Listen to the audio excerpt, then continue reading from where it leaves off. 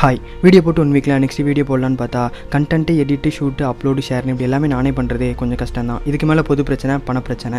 ஏதாவது வேலைக்கு போகலான்னு பார்த்தா துடிக்கிற நெஞ்சு போகுது, படிக்கிற மூலம் நோங்குது. இப்படி திங்கிங்கில் 20 மணி நேரம் வீணாக போவேன். மீதி இருக்க 4 மணி நேரத்தில் இது எல்லாமே பண்ணணுன்றது கொஞ்சம் கஷ்டம் தான். இப்படி வானம் பூமி, இரவு பகல், நல்லது கெட்டது, ஆண் பெண், 2 கை 2 கால் 2 காது 2 கண்ணுன்னு வாழ்க்கையில் அடிப்படையாக இருக்கக்கூடிய அதிகமான திங்ஸ் எல்லாமே ரெண்டாக இருக்கும். ஸோ நான் சூஸ் பண்ணது டெய்லி 2 மினிட்ஸ்.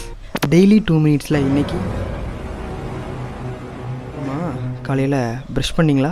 திடீர்னு லீவ் விட்டாங்கன்னு சொல்லிட்டு மாமா வீடு பாட்டி விட்டுனே கிளம்பி போயிடும், ப்ரெஷ்ஷை மிஸ் பண்ணிடுவோம். ஸோ 2 நாள் கையிலே தேய்ச்சி சமாளிச்சுட்டு 3 நாள் ப்ரெஷ் எடுத்து வாயில் வைக்கும்போது பயங்கரமாக வலிக்கும், ரத்தம் வரும். 2 நாள் சாப்பிட்டு சாப்பாடு தான் பல்ல சிக்கி ஆசிடாக கன்வெர்ட் ஆகி ஈர அரிச்சு ரத்தம் வருதுங்கிறது ஒரு பக்கம் இருந்தாலும் ஃபுட்டில் இருக்கக்கூடிய மெக்னீஷியம் கால்சியம்ங்கிற காம்பவுண்ட் வந்து டாட்டர் அப்படிங்கிற ஒரு திக்னஸ் லேயரை ஃபார்ம் பண்ணுது. That's plague. இந்த லேயர் என்ன பண்ணும் அப்படின்னா பல்லுக்கும் இருக்கடையில் வீக்கத்தை ஏற்படுத்தி ரத்தம் வரைக்கும். ஸோ டெய்லியும் ப்ரஷ் பண்ணுங்கள்.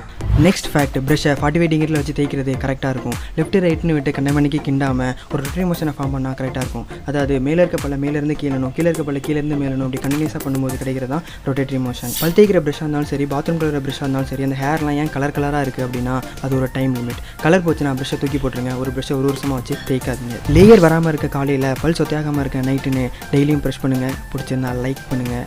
வேறு அவ்வளோதான், ஒன்றும் இல்லை. அழுத்திடுங்க சர்ப்ரைஸ் பெல்லை. I like you.